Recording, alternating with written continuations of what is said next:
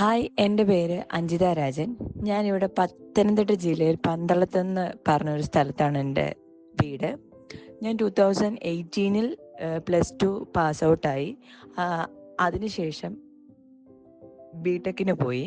ഞാൻ first sem ആയപ്പോഴത്തേനും ഞാനത് discontinue ചെയ്തു. അതിനുശേഷം കല്യാണം, കുട്ടികൾ ഇതൊക്കെ ഒന്ന് ഇതായി കഴിഞ്ഞപ്പോഴാണ് പഠിക്കണം, ഞാൻ നിർത്തിവെച്ച് ആ പഠിത്തം തുടരണം എന്നൊരു ആഗ്രഹം വന്നത്. പക്ഷെ ആ ഒരു സമയത്ത് നമുക്ക് ഒരു കോളേജിൽ പോയി പഠിക്കാനുള്ള ഒരു സിറ്റുവേഷനും കാര്യങ്ങളും ഒന്നും ഉണ്ടായിരുന്നില്ല. കുഞ്ഞുങ്ങളുള്ളത് കൊണ്ടാണ്.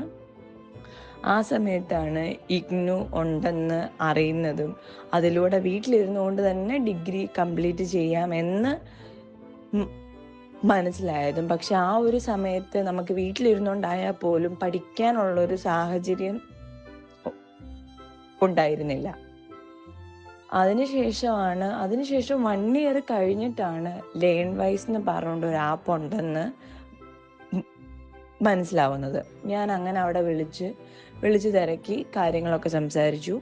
ഓക്കെ, ഞാനത് വീട്ടിലിരുന്നുകൊണ്ട് തന്നെ പഠിച്ചോളാം, എല്ലാ കാര്യങ്ങളും നോക്കി, കുട്ടികളുടെ കാര്യങ്ങളും ഞാൻ തന്നെ നോക്കി വീട്ടിലിരുന്നു കൊണ്ട് തന്നെ പഠിച്ചോളാം. അങ്ങനെയാണ് ലേൺ വൈസിൽ തന്നെ അഡ്മിഷൻ എടുത്ത് വിത്ത് മെൻറ്റർഷിപ്പോടു കൂടി ഞാൻ എടുത്തത്.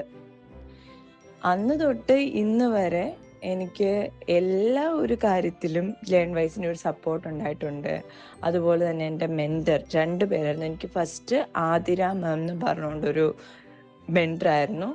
ഓക്കെ, നല്ല സപ്പോർട്ടായിരുന്നു. നമുക്ക് എന്തൊരു കാര്യം പറഞ്ഞാലും എന്തൊരു കാര്യം ഞാനൊരു ഡൗട്ട് ചോദിച്ചാലും അത് സമയമുള്ള സമയത്ത് ക്ലിയർ ചെയ്ത് തരാനെ കൊണ്ട് മാക്സിമം ശ്രമിക്കുന്നൊരു വ്യക്തിയായിരുന്നു. അതിനുശേഷം ഹെൽത്ത് ഇഷ്യൂസ് കാരണം ആ മാം പോയി.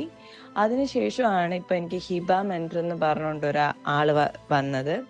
അതുപോലെ തന്നെ ആതിര മെൻറ്ററിനെ പോലെ തന്നെ എന്ന് പറയാനൊക്കില്ല, അതിലുപരി ഞങ്ങളൊരു ഫ്രണ്ടിനെ പോലെ നമ്മുടെ എല്ലാ കാര്യങ്ങളും, പേഴ്സണലി ഉള്ള കാര്യങ്ങളായാലും എന്ത് കാര്യമായാലും നമുക്ക് എന്തും തുറന്ന് ഓപ്പണായിട്ട് പറയാൻ പറ്റുന്ന ഒരു മെൻറ്ററാണ്. പേഴ്സണൽ മാത്രമല്ല, എഡ്യൂക്കേഷണൽ പരമായിട്ടുള്ള എന്ത് കാര്യമാണേലും, അല്ലെങ്കിൽ ലേൺ ബേസിൻ്റെയോ ഇഗ്നുവിൻ്റെയോ എന്തൊരു കാര്യമാണെങ്കിലും മാക്സിമം എൻ്റെ പ്രോബ്ലത്തിനൊരു സൊല്യൂഷൻ കണ്ടെത്താൻ ശ്രമിക്കാറുണ്ട്. അത് ഏത്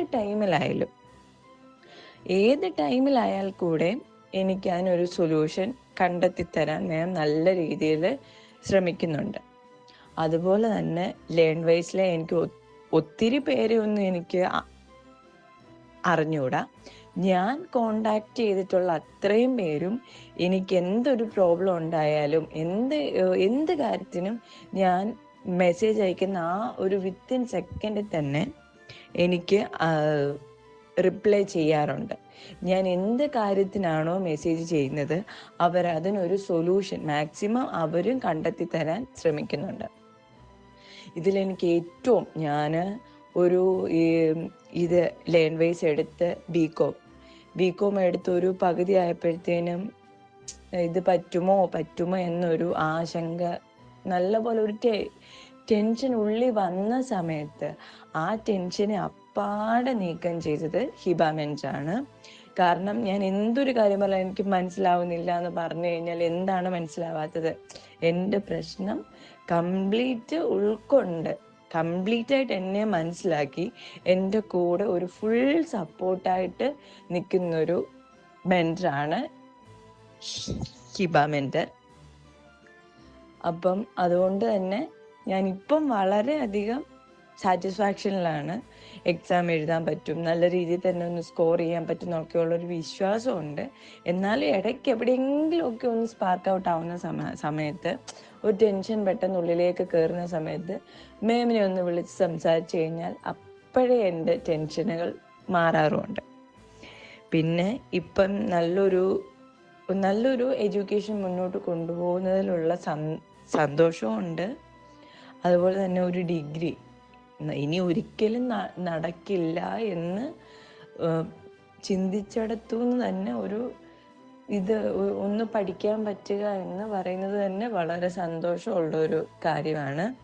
അതുപോലെ തന്നെ നമുക്ക് എല്ലാ സപ്പോർട്ടും തരുന്ന ലേൺ വൈസിനോടും താങ്ക് യു.